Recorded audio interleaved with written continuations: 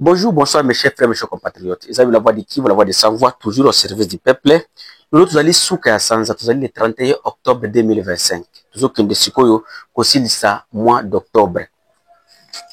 Bon, toye poto pesa bino situation sécurité zo karakati mboka na biso pe na pays voisin awa na Tanzanie nini ezali koleka kuna to banda nanu na oyo tuzana ngo na Congo ba problème na biso nanu après to kokende ko traverser côté mosusu. Le 30 juillet, le 30 octobre 2025, ezalaki lobby jeudi, le 30 octobre 2025, cité Ndete, na kati territoire ya Masisi, à 184 km nord-ouest na ville ya Goma, ekoyaki na kati ya maboko ya munguna oyo M23 AFC, azwaki contrôle ya Ndete. Donc, à l'heure où nous vous disons, Ndete ezali na kati ya maboko ya AFC M23. Tobimi na kati ya nani ya Nord Kivu, toye sikoyo toye kozonga na kati ya province na biso ya Sud Kivu. Pour le moment, mes chers frères, mes chers compatriotes, il y a une faction de CPCC, de groupe Yakutumba. Oyo babimi na kati ya groupe Yakutumba qui est rejoindre AFC M23 précisément à Minembwe. Donc le groupe faction oyo ya groupe Yakutumba, c'est donc la CPCC Yakutumba oyo bakendaki na koseralier na AFC M23 Touraneo, ils allaient dirigé par un certain Alonda Bitomwa, un proche collaborateur ya monsieur Liam Yakutumba. Toke nan tolanda video yango après to kozonga. Komanda bataillon wa CMPCC kile kwa leo nilichangia unite patana na lengo ya CMPCC na kupoteza watu. Leo niko kwa MRDP ya Twigwaneho hapa Minembwe, ndio kwenye niko. Ndio. Asante sana, na mimi niko kinara wa chama ya Baraka Force. Naitwa kwa jina la Asakachi Mwana Fechi. Asante, tunashukuru kwa kufika hapa. Kwa jina mimi naitwa Ndombochi Walocha. Asante sana, tunashukuru sana kwa sisi kabisa tunajisikia huru kufika hapa na kukuja kujiunga na Twigwaneho. Sisi ikiwa tulikuja kutoka huku kwetu, tuko miaka ya kutosha tunatumika kimaimai, lakini sasa tuliona kwamba ile muda yote ambao tulifanya sisi tuko mpori, hatuone mafaa ya kupigana. Tuko tunapigana, hatuna shabaha kabisa kamilifu kama shabaha ndio kitu fulani. Ni kupiga vile mapepo inaingia mubatu, tupigane na tujue mwisho na. Oui, vidéo yo oti comment ezali vidéo ya bat oyo bazali ba dirigeant parmi les dirigeants ya CNPCC ya groupe ya Kutumba oyo bakei ko seralier na AFC M23 précisément à Minembwe bakendaki selon nos sources la voix de Kivu balebisi biso ke non nani bango babimi na kati, donc selon nos sources itoyoki kino babimi na côté ya Kutumba pour beaucoup de raisons. Alors ces Wazalendo qui ont quitté ya Kutumba pour aller à l'AFC M23 balobi kino premièrement vision pas ya Wazalendo selon bango vision bamona ki il n'y a pas la vision bazuko bunda mais bayebi sort na bangote et jusque là ba programme ya gouvernement congolais ezali toujours flou bazuko yeba te ki tozoko bunda après la guerre nous serons où. Alors makambo nyoso bande ko prétendre ko zela kino gouvernement zo ko promettre bango bokozala boye. Alors bazo komona telo komo côté comment ils peuvent espérer de combattre ou bien d'être au front là où bazo ko recevoir telo komo côté que ça soit sur les munitions ou bien armement. Alors balobi kino bango problème na bango zali mbongo mingi te mais ezali problème ya nani ya à venir. Donc c'est comme si la guerre qu'ils menaient aux côtés de Wazalendo, aux côtés du gouvernement congolais, ils allaient une guerre politisée et ils sont en train d'être amenés comme des bêtes. Donc c'est M. Alonda Bitomwa qui l'a déclaré à travers la source des médias, la voix du Kivu TV. Alors ils ont dit que non, il vaut mieux qu'il ne se rallier à AFC M23 pour continuer l'ité na bango, oyo bango moko bayebi nini bazo kobunda. Alors tozoki kuna ba dekora oyo ba groupe ya kutumba bakenda iko serale kuna toye kozonga toujours na kati ya province na kati ya ville na biso ya Uvira. J'aimerais envoyer un message tellement très fort ici à Uvira na et puis le message nanga oyo ekomela bakonzi ya IDPS. Bakonzi ya IDPS baye bakeno, il y a un grand problème ici. À travers vice-gouverneur, il y a bato bazo ko déstabiliser province oyo. Bazo ko linga ko kabula ba groupe bazalendo. Donc, il y a une réunion qui s'est tenue hier, ici à Uvira, de quelques groupes de Wazalendo pour que va dénoncer Makambo, vice-gouverneur, Nabatou. Vice-gouverneur Jean-Jacques Elakanon, il y a le directeur, il y a gouverneur à la province, Labani Msambia, na directeur de cabinet naye, Oyo, maître Touye Kaindo. Alors, Bazalendo Bazali ko reproché bato oyo ndenge nini. Balobi ki non, c'est 3 personnes. Donc, vice-gouverneur, maître Jean-Jacques Elakanon, maître Labani Msambia et maître Touye Kaindo, Bazalendo Bazali ko accusé bango d'être à la base de diviser les Wazalendo. Et ils accusent ko bouffer mbongo oyo ezokota Kinshasa. Selon les informations que les Wazalendo nous ont données, balobi ki non, il paraîtrait $145 000 chaque mois ezoko uta Kinshasa. Mutaye ko lobango ezo azali bakonzi ya sika oyo ba utu kozala installé na kati ya ville d'Uvira. Balobi ki non, il y a chaque mois Kinshasa ebimisaka $145 000 pour na koya ko soutenir bitumba oyo zali koleka na kati ya province de Sud Kivu awa. Mais à leur grande surprise, Bazalendo mbongo na bazwa kangote. Et selon les informations, ba oyo Bazalendo bazui balobi que non, le vice-gouverneur lui, il n'a qu'un seul groupe oyo a considéré. Donc il a considéré toujours Yakutumba. Et lui, il prend Yakutumba pour l'utiliser et déstabiliser même le gouverneur de la province. À l'heure actuelle, il y a un plan, il y a d'autres Bazalendo oyo gouverneur, vice-gouverneur Azali ko courtiser pour déstabiliser le gouverneur Jean-Jacques Pérouse, donc son titulaire, pour que ceux qui va bengani Jean-Jacques Pérouse y est à côté la comme intérim et puis il a continuer à diriger province. Alors, c'est Wazalendo donc il est en train de courtiser bah lobby que non la voix de qui vous biso to koki ko kende ko salir gouverneur était parce que to yebi problème na été le gouverneur Jean-Jacques Pérouse to ye toza to mona ye zakana problème ata mon côté. Comment expliquer to amna vice gouverneur amanda ko koti biso makambo tribalisme nini. Alors, biso makambo wana toza préoccupé na ngote. D'ailleurs lui, il est à la base de la division de Wazalendo et il y a d'autres Wazalendo même. Oyo Bazali déjà na kanda na kata mouté vazo kolobake non, les vice-gouverneurs ne méritent pas et ils vont faire tout ce qu'ils vont faire. Alors ils vont même écrire le gouvernement congolais pour na koyebi sango ki non bakosenga départ ya vice-gouverneur Jean-Jacques Elakanon dans la ville d'Uvira ou dans la province du Sud Kivu.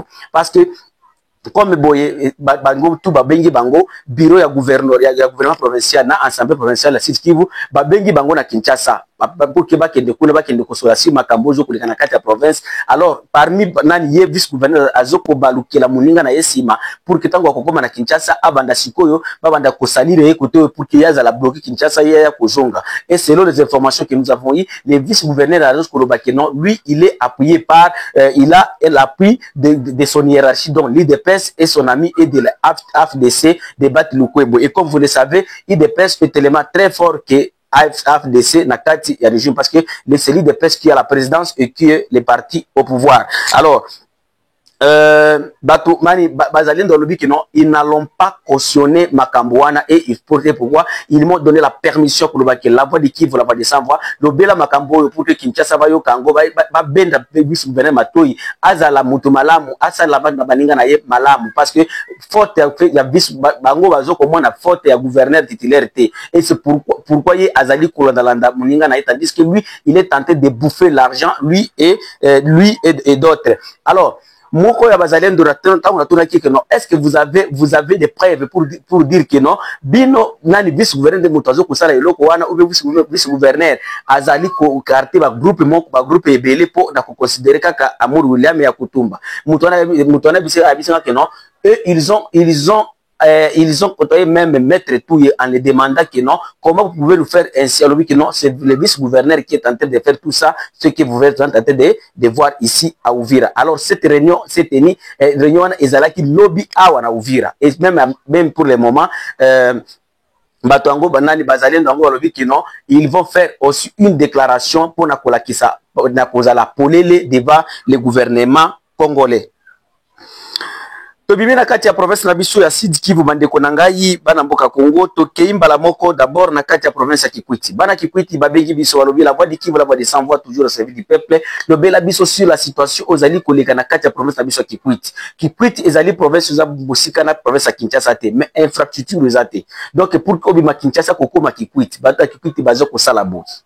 Alors bazo ko tu balobi que non aucun projet aux alliés na kati ya Kikwiti. Tandis que dans cette province de Grand Bandundu, bazali kozela que non, il y aura bientôt une grande réunion où il y a gouverneur de la province Wakuta na Kuna. Et puis dans la même ville de Kikwiti, bana Kikwiti balobi que non, il y a le gouverneur de la province là-bas et la police de l'antiterroriste, soutien antiterroriste, bazali ko former ba groupe ba gel oyo soi-disant des Kuluna. Et puis ces gens-là, bazo ko commettre ba crime devant les policiers et puis bazo ko zala inquiété. Donc, bana Kikwiti balobi que non, pourquoi président de la République okoki ko bossa na province na bango. Donc depuis oza na pouvoir, ozo ko kanisa te que non Kikwiti okoki ko tunga Kikwiti que ça soit balabala ou bien quoi. Alors, bana Kolwezi, bana Katanga, bana province mususu bazo ko vivre pona ba minere. Mais Kikwiti eza na minere te. Bango basana kaka bilanga na bango, balona ka ba manyoko, ba misili na biloko mususu. Alors, il a fallu que gouvernement ait facilité bango bana Kikwiti pour que babando ko bilisa biloko na bango pe na kata Kikwiti pona kwenda koteka na bamboka mususu comme Kinshasa, Bandundu et autres et ailleurs pour bango pe batala se sentir que non gouvernement congolais ezali ko kanisa pona bango, mais ils sont en train de se sentir que non bazali délaissés par le gouvernement congolais. Mes chers frères, mes chers compatriotes, tobimiwana toki précisément na kati ya province ya Okatanga dans la ville de Lubumbashi. Tension est montée lisusu après la nomination oyo ya madame Joyce Tunda Kazadi comme maire de la ville titulaire et son adjoint Patrick Kafumbi na kati ya province na kati ya ville ya Lubumbashi. Alors tension entre nos frères du Kasai et nos frères du Katanga et matin dans les réseaux sociaux. Alors lelo oyo tozo koloba lelo mokolo ya vendredi le 31 maire de la ville adjointe maire de la ville titulaire abenga ki ba généraux nyoso ya Jenafek na bureau na ye kuna na mairie de la Lubumbashi pour que basala mobulu donc banda bitumba soki ba moni que non bato ya kotona bato ya kotoyo batelemi babunda. Alors comme vous le savez, Saint-Pierre, Ozali, association culturelle, Yakatanga, Nani, président Nabango, il y a 2 jours passés, Azalaki enlevé, Yena bourgmestre, il y a commune à Kamalondo, par rapport aux dénonciations ou bien à interpellation, qui chef de l'État, qu'on a ministre intérieur, ministre intérieur, qu'on a dit non, Bango, Baboy, Tunda Kazadi, Kouya, Kozala, comme gouverneur, maire de la ville titulaire, Rakati, Yaboka, Nabango. Il a fallu que autochtones, selon la loi congolaise, comme vous le savez, il y a décentralisation, la gouverneur na la maire de la ville na kati ya boka na ye, mais bango tango Saint-Pierre oyo zali association culturelle ya Katanga kuna bango basala ki dénonciation wana. Alors il y a un groupe de jeunes du parti au pouvoir au bakena ba service bakenda ki ko enlever nani ye président ya association culturelle ya Saint-Pierre. Alors eloko wana ou bien acte wana ya nani ya enlèvement et faire monter que la tension est commis makasi surtout dans les réseaux sociaux, bato a commis siko bato ya koto yona bato ya koto ko bato tokobunda. Alors selon d'autres contacts que nous avons eu et balobi que makambwana vraiment batala comme chef de l'état na gouvernement mobimba république du Congo eta la comment koki ko sangisa bato parce que sinon bakoki ko se retrouver lisusu na kati ya bitumba comme les années passées dont nous autres n'avons pas vécu. Alors le gouvernement congolais est à la dernière sagesse ni va ko utiliser pour que tout comme place moko boye et puis il faut que le gouvernement congolais ait interdire ba propos oyo ba batoazo ko leka na kati ba média ko kende ko finga ko président ya ko finga président ya nani ya association culturelle Saint-Pierre na kati ya ville ya Lubumbashi ou bien dans la province du Haut-Katanga. Pour aller citer mes chers frères, mes chers compatriotes, Sikoyo na problème oyo ezali front pembeni na biso, comme vous le savez, dans le Grand Kivu, ici, précisément dans la province de Sud Kivu, to dépendaka au moins à 85 ou bien 85 à 95% na Tanzanie. makambo ebele tokonsomaka awa eutaka Tanzanie oyo ezala nani fufu baproduit oyo ya komela nini biloko ebele kaka eza kaka eloko moko te todepandaka na Tanzanie. Alors mboka oyo tozali todépendre nango pour le moment ekoti na kati ya mobulu 3 jours après les élections oyo elikaki na mokolo ya le 29 septembre 2025 jusqu'à présent Tanzanie mboka ekoti manifestation monene oyo bato ba manifesta baza na ba point oyo bango bazokosenga premièrement que non présidente de la République Samia Suluhu Hassan a démissionné alongwa na pouvoir na Tanzanie. Bazokosenga que non élection wana ezala annulé. Bazokosenga que non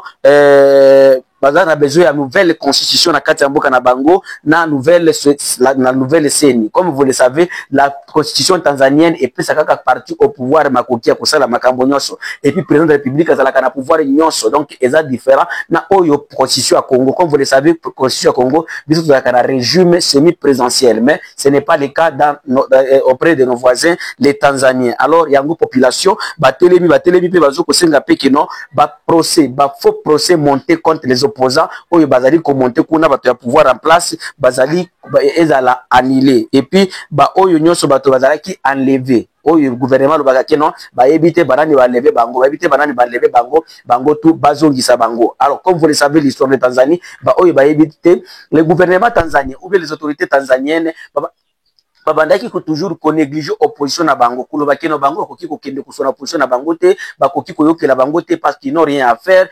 Donc il y avait beaucoup de discours de nani oyo parti au pouvoir bazalaki na confidentialité kuloba keno les opposants ne feront absolument rien, tandis que ils ont oublié que non la population ezalaka tango opposant bazoloba pe ezalaka pe mongongo ya population tango société civile ezoloba ezalaka pe mongongo ya population et population ezalaka armée la très puissante. Lelo oyo bandeko dandeki toza awa selon les informations que nous avons eu parce que en Tanzanie pour le moment bakati ba réseaux sociaux nyonso ba téléphone nini mais il y a grâce aux technologies de ba vidéo zo kobima ou bien okoki kobenga mutu aza na Tanzanie na appel normal pona koyeba situation ezali ndenge nini. Alors bato bazali kobima ebele bazo ko continuer toujours kobima ebele ko uta na kati ya bandako ko kende na balabala pona kosenga réforme oyo bango bazali kosenga epana bango parce que bazo kosenga que non élection ezala annulée. N'oublie pas que du côté des Zanzibar, comme Tanzanie est un pays uni, la République unie, donc Tanganyika et Zanzibar, du côté Zanzibar, bango kuna bazana problème était parce que eux, ils ont même proclamé le président Hassan Mwinyi